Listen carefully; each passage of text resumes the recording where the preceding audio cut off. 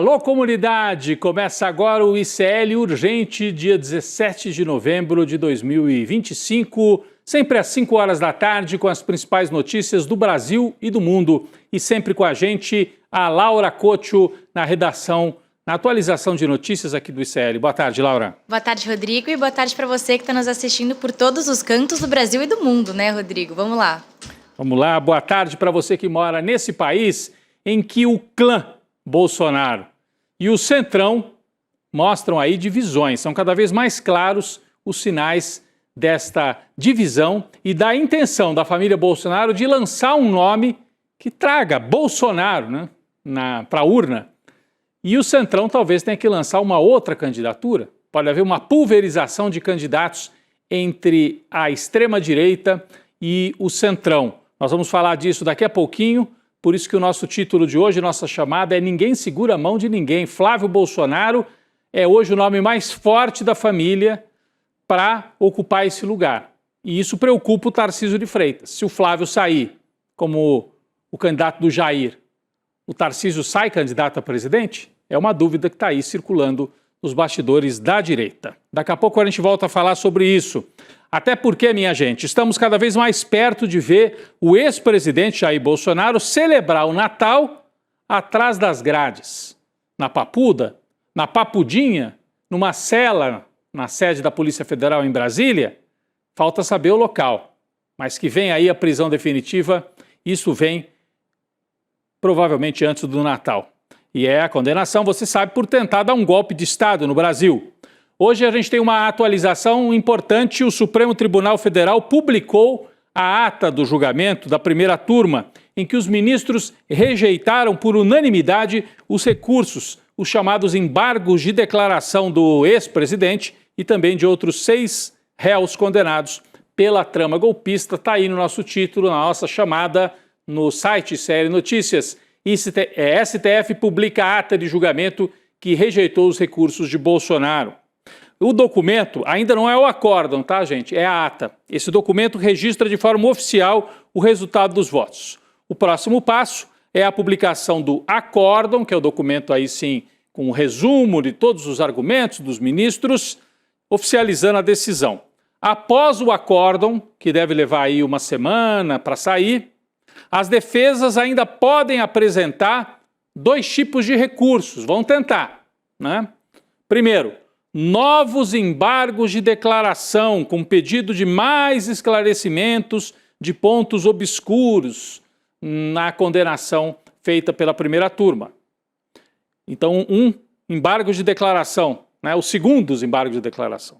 E outro, embargos infringentes, que é aquele pedido para tentar mudar totalmente a condenação, e embargo infringente não deve ser aceito pelo STF, a gente já explicou aqui. Embargo infringente cabe quando você tem 3-2 na turma. Então, 3 pela condenação, 2 pela absolvição. Nesse caso, foi 4-1. Só o Fux votou contra a condenação. Então, não caberiam embargos infringentes. Mas as defesas podem tentar. Apresentam e aí vão argumentar, entrar com recurso, etc. É a tática para tentar adiar o máximo possível a prisão definitiva. A pena, no caso de Bolsonaro, 27 anos de cadeia, só será cumprida quando não houver mais possibilidade de recurso. Normalmente a execução da pena costuma acontecer após os segundos embargos.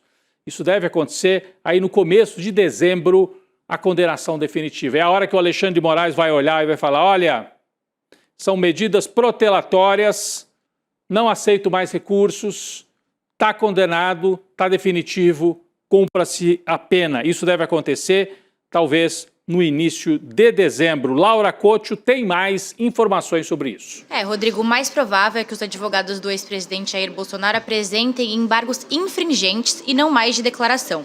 Mas, como eles já estão cientes de que as chances são praticamente nulas, a defesa de Bolsonaro já prepara laudos médicos para solicitar de imediato a prisão domiciliar no cumprimento da sentença de 27 anos e 3 meses de reclusão. Mas se eles não conseguirem a prisão domiciliar, os advogados vão argumentar que o Bolsonaro, por ser um capitão reformado, tem direito de cumprir a pena em uma dependência do Exército. O objetivo agora é ter tempo para garantir uma prisão domiciliar antes do Natal e ter a ceia de Natal com a família, Rodrigo. Eu acho difícil, né? Então a gente tem aí algumas hipóteses, Laura, você citou, vai para Papuda, né? Papuda ou a Papudinha, né? Que é um anexo ali dentro da Papuda. E os advogados estão tentando já antecipadamente dizer que ele tem problema de saúde e, portanto, deveria cumprir não na Papuda, mas em casa, prisão domiciliar, por razões de saúde. É o que está sendo jogado a partir de agora. Os últimos prazos estão correndo para a prisão de Jair Bolsonaro.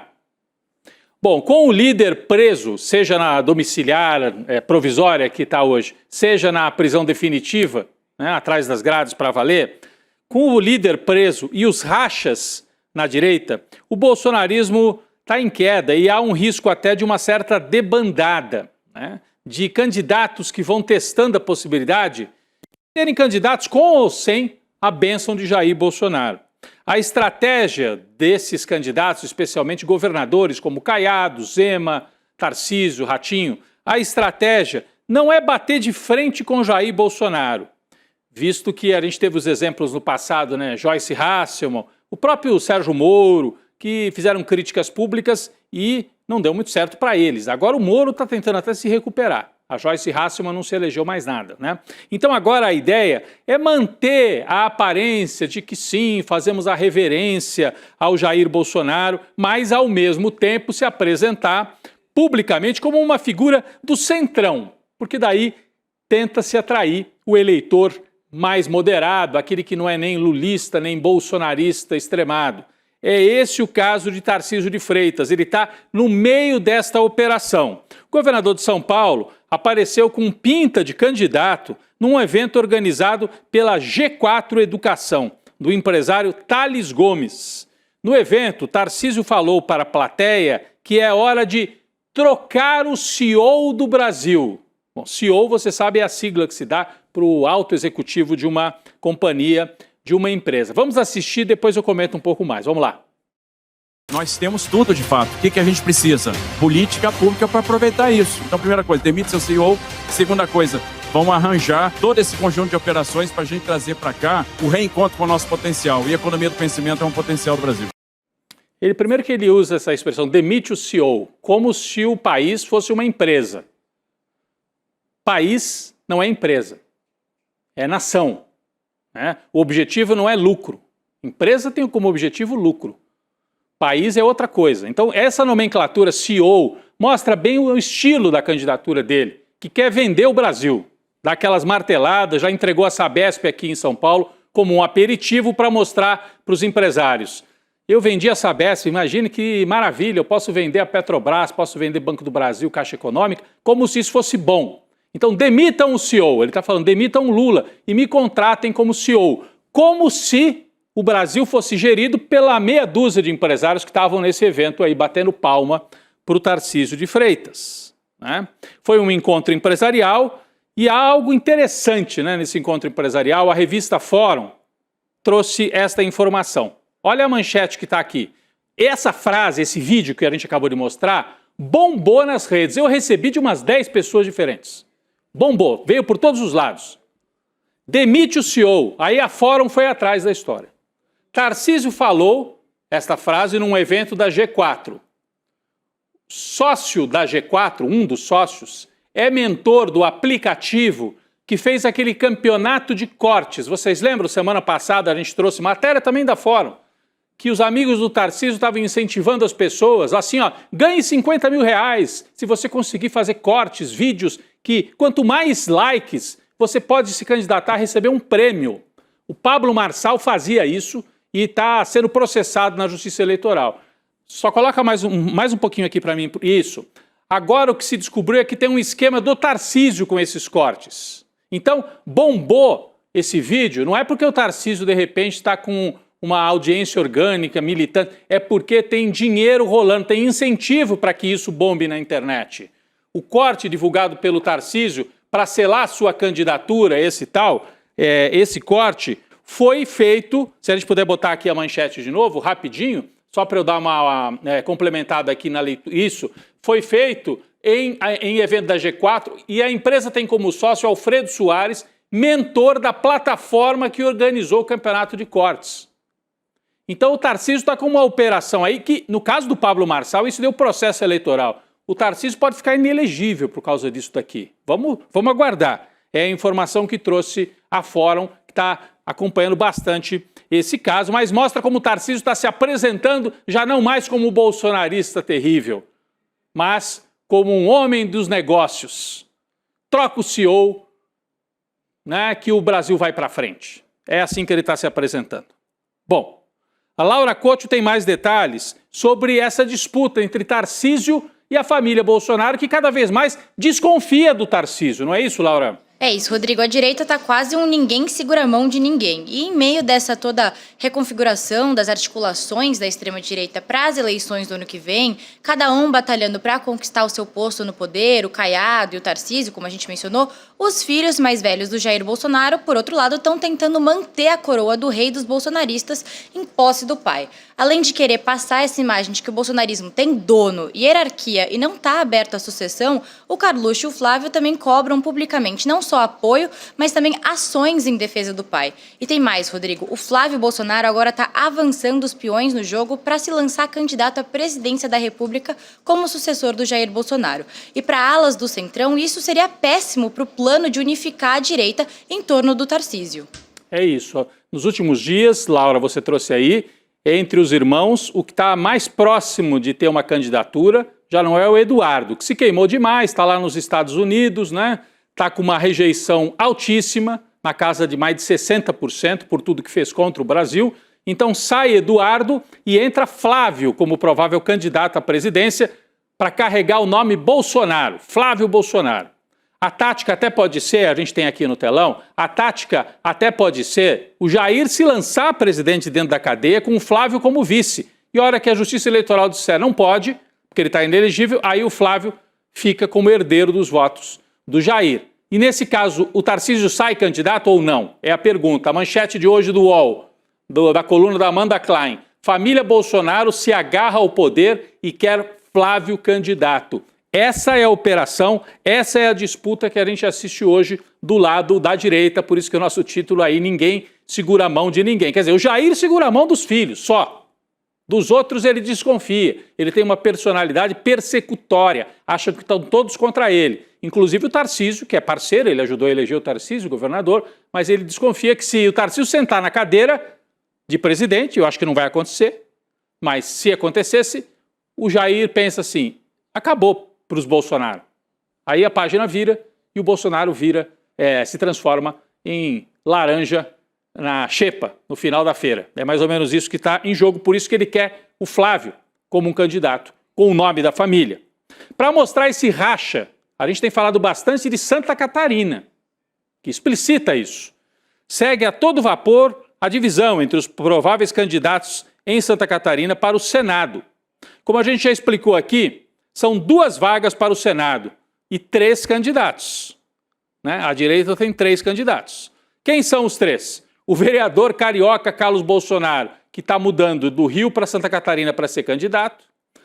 Do outro lado aqui, o Esperidião Amin, que não é do PL, ele é do PP, Antiga Arena, o partido, né, que veio lá da ditadura, progressistas. O Esperidião Amin é um quadro antiquíssimo lá da direita catarinense, e no meio aqui surgiu a Carol de Tone, da nova geração, entre aspas, da direita, e que é do PL.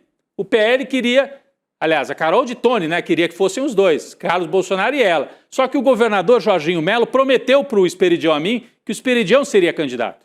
Então o PL lançaria só um nome, ou só o Carlos, ou só a Carol de Tone ao lado do Esperidião. Só que o Carlos Bolsonaro estragou esse acordo, entrou lá em Santa Catarina e disse, eu vou ser candidato e acabou. A Carol de Tone pode ser candidata comigo, o Esperidião Amin pode se lançar candidato. Então, tem uma divisão forte. Nesse fim de semana, a treta ganhou um novo capítulo, encabeçada pela deputada estadual do PL, Ana Campanholo. A matéria é da nossa repórter aqui no ICL, Amanda Miranda, que cobre muito bem a direita catarinense.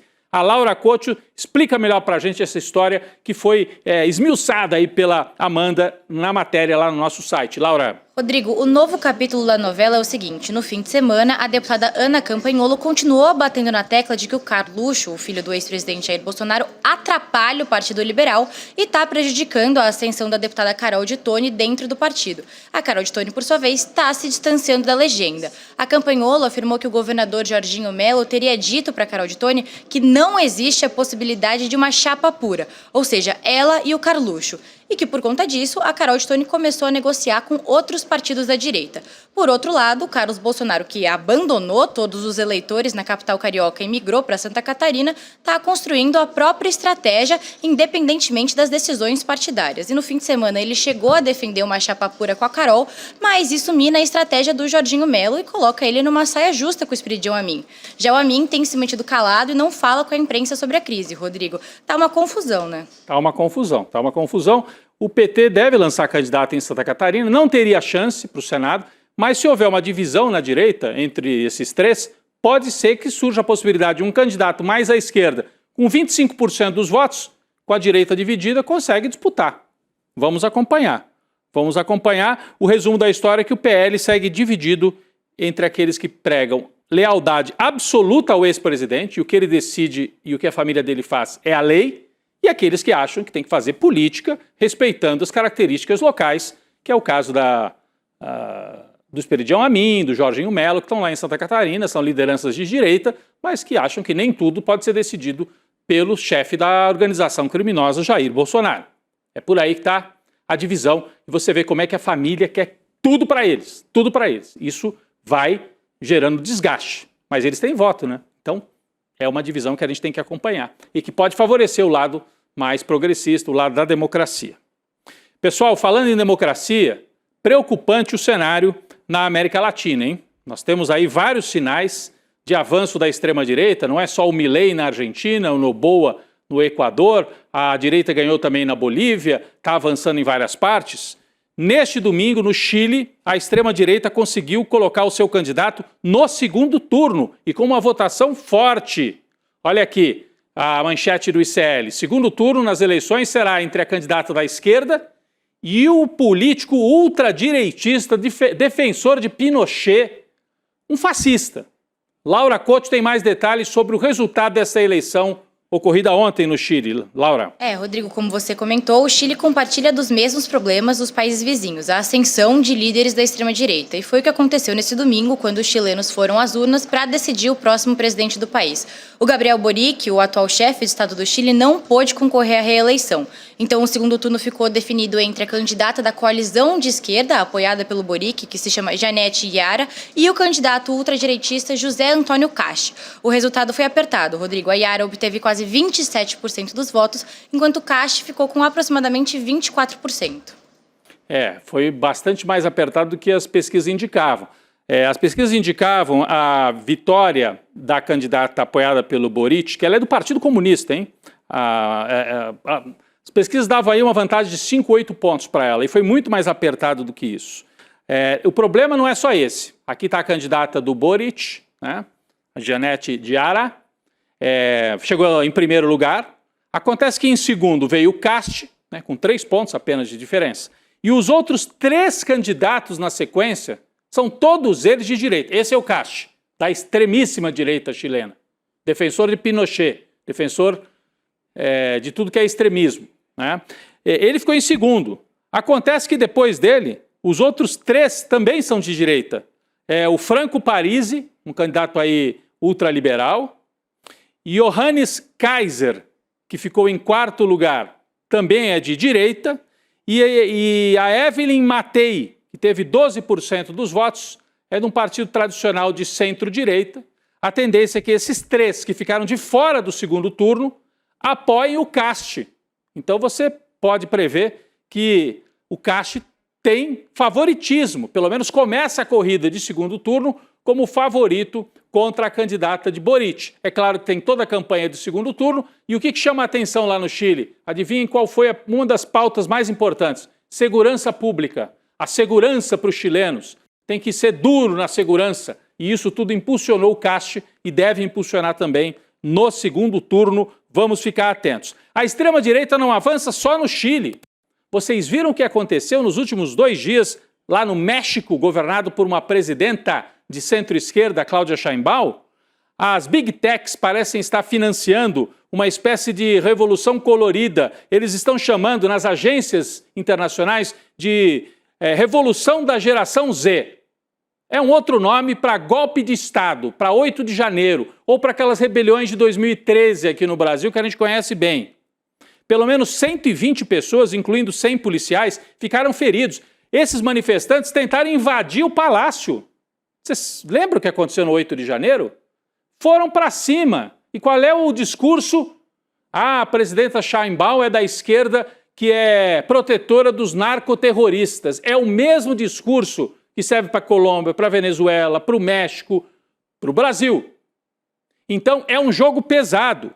O movimento, esse movimento aí, não tem nada de espontâneo. Foi patrocinado, veio de fora para dentro, insuflado pelas redes sociais, com um discurso assim, são os jovens, é a geração Z. Daqui a pouco a gente vai mostrar os vídeos e você vai ver que o que menos tinha aí era jovem, tá? O que menos tinha aí era jovem. Mas o estopim foi o assassinato de Carlos Manza, prefeito de uma cidade no interior do México, que ganhou notoriedade por atuar contra os cartéis mexicanos. E aí a direita falou assim, tá vendo? O prefeito foi morto, a presidenta não dá segurança, ela protege os cartéis de droga. Laura, traga mais detalhes. Olha as imagens lá na cidade do México, impressionantes. Rodrigo, a narrativa golpista que se instaurou é que o governo havia matado Carlos Manza e que a Sheinbaum seria uma marionete dos cartéis. Mas fora desse mundo da especulação, as coisas não são bem desse jeito, né, Rodrigo? A Sheinbaum acusou as marchas de serem financiadas por políticos de extrema-direita e declarou que o ato contou com a articulação virtual que teria movimentado cerca de 90 milhões de pesos e usado milhares de contas automatizadas, aqueles famosos bots da internet. A presidente do México também citou uma análise oficial elaborada pela Infodemia, que apontou que entre os principais financiadores estariam o bilionário Ricardo Salinas Pliego, o ex-presidente Vicente Fox e o empresário Cláudio Gonzalez, além de partidos oposicionistas, o PRI e o PAN. É isso, a presidenta do México condenou o uso da violência nas manifestações. Vamos ver o que disse a Cláudia Sheinbaum. Vamos lá. Por eso hoy que hubo una manifestación ahí en la Ciudad de México, donde dicen que marcharon jóvenes, pero en realidad había muy pocos jóvenes, y que de manera violenta quitaron unas vallas y rompieron vidrios, decimos no a la violencia. Si uno no está de acuerdo, hay que manifestarse de manera pacífica. Nunca hay que utilizar la violencia para cambiar, siempre por la vía pacífica. Bom, tentam criar um clima aí de rebelião, né? Lá no México, a presidenta se apresenta como fiadora da democracia e defensora da paz. Isso me lembra muito o que fizeram com a Dilma aqui no Brasil. A Dilma tinha quase 70% de aprovação. Depois das jornadas de junho de 2013, caiu para 30% e quase não consegue se reeleger. A Cláudia Sheinbaum está com 70% de aprovação. O objetivo dessas marchas é talvez derrubá-la, mas se não conseguirem derrubá-la, enfraquecê-la. E isso vem de fora para dentro do México. Tem muitos levantamentos mostrando como contas que vêm de fora, principalmente dos Estados Unidos, ajudaram a insuflar esta manifestação.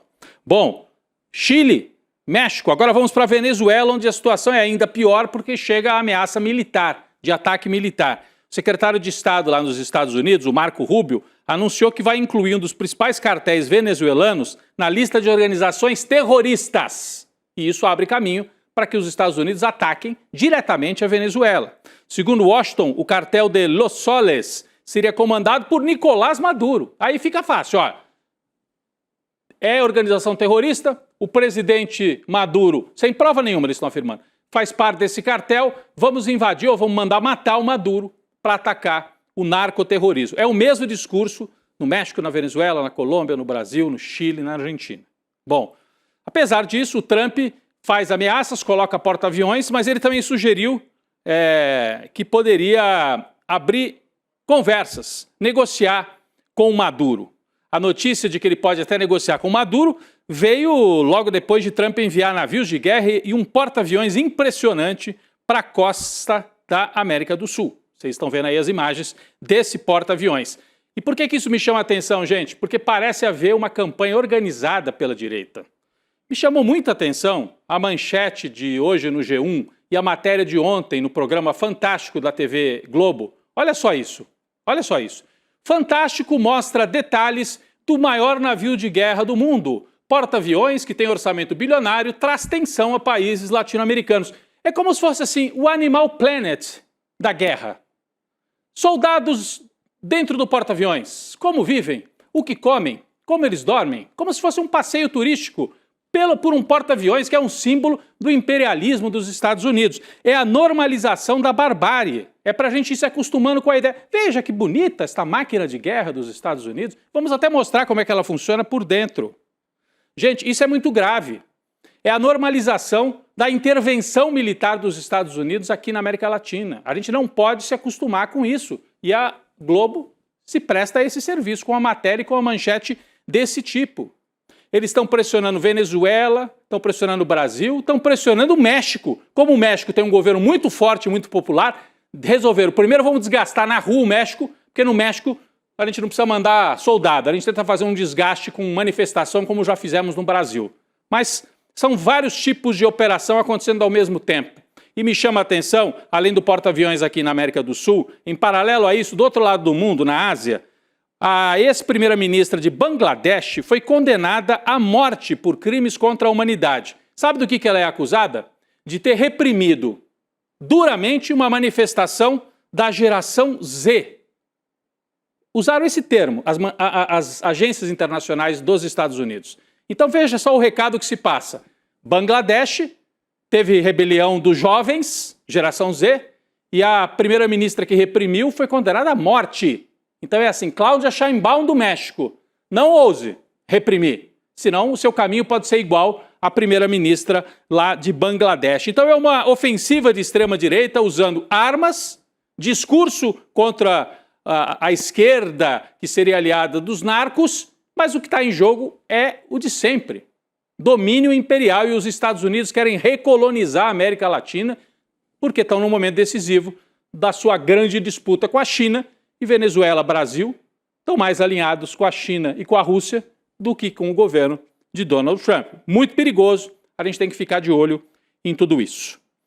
Enquanto estamos de olho nisso, um olho aqui também para as manobras da direita fraca, né? Hugo Motta, gente, tem que voltar para o Brasil e falar do Hugo Motta, mas o que faz? Ele é o presidente da Câmara, a gente não pode fazer nada, né? Os aliados estão falando numa relação cada vez mais estremecida entre o Hugo Motta e o presidente do Senado, Davi Alcolumbre. O clima entre eles piorou muito, piorou muito. Ah, mas eu vou passar direto, falando, tem essa piora nas relações, mas eu vou passar direto para a decisão do Hugo Motta, para tentar mostrar algum poder, né, porque ele foi derrotado aí algumas vezes pelo Senado, tentou dar aquele golpe na PEC da bandidagem, o Senado disse não. Agora, ele está prometendo pautar o PL antifacção amanhã. Está preparando essa jogada para reafirmar a sua autoridade. A votação desse projeto, que o Derrite, que é o relator, já apresentou 5 versões diferentes. Em meio à incerteza, depois de tantos textos apresentados pelo Derrite, o Motta fez esse anúncio aqui nas redes sociais e disse, vou pautar sim amanhã. Ele anunciou pelo X que vai ter votação, queiram ou não. Vamos ver, porque é uma semana com feriado, vamos ver se o Hugo Motta tem chance de fazer andar esta pauta da maneira que ele quer e não da maneira que o país precisa e que o governo Lula havia pautado. A gente vai seguir de olho, vai trazer mais informações sobre isso ao longo do N2. Eu queria agradecer a Laura Couto mais uma vez pela parceria aqui na atualização das notícias. Laura. Valeu, Rodrigo. Até amanhã. Até amanhã. Antes da gente ir para o N2, estou vendo já a Gabi Varela ali ao fundo, Chico Sá. Eu queria fazer aqui aquele anúncio, né? Aquela lembrança para você da pós-graduação do ICL. É um novo curso que vem aí, Teoria Crítica da Sociedade, está na tela. Dia 27 de novembro, quinta-feira da próxima semana, às 8 da noite, é a aula inaugural, o lançamento desse curso, que tem professores como Gessé Souza, o Lindener Pareto, que são aqui da casa, tem a Márcia Tiburi, né? Tem a Nancy Fraser, tem o Vladimir Safatli, né? Tem o Rafael Valim, tem o Álvaro Garcia Lineira, que entende muito de América Latina, foi vice-presidente da Bolívia. É um timaço de professores e professoras nesse curso. Como é que você se inscreve? iclurgente.com.br, está aqui embaixo na tela. iclurgente.com.br. Você digita, clica, ali vai aparecer um campo, você põe o seu e-mail e você se inscreve para o dia 27. Teoria Crítica da Sociedade, fica o convite para você participar dessa aula inaugural e tenho certeza, depois você vai querer fazer o curso e fazer a pós-graduação aqui do ICL. É isso, gente. Vem aí o N2, o ICL Urgente volta amanhã. Valeu! Teoria crítica da sociedade é o campo de estudo da filosofia e da sociologia que não quer apenas descrever a realidade e observá-la de forma passiva. O objetivo maior é estudar para ativamente transformar a sociedade. A teoria crítica busca entender as relações injustas de poder e dominação para assim mudá-las de verdade. O mais incrível, Teoria Crítica da Sociedade, é o novo curso de pós-graduação do ICL, em que serei professora. Tenho certeza que você vai querer estudar e transformar o mundo com a gente. O lançamento do curso será no dia 27 de novembro, uma quinta, às 20 horas. Nesse dia, vamos revelar tudo sobre o curso. Não perca! Seus problemas acabaram. Sabe o que é? É que agora, nesse programa, nessa entrevista, você vai ver ele, Hélio de la Penha. Salve! Legítimo representante do Cacete Planeta e das organizações Tabajara. Não, tem muito tempo que eu não vejo falar de Tabajara. O que houve? Fecharam? Cara, não, o programa saiu do ar, aí a gente deu uma encostada nas organizações Tabajara. Mas tem um fato curioso. Tiveram um problema, né?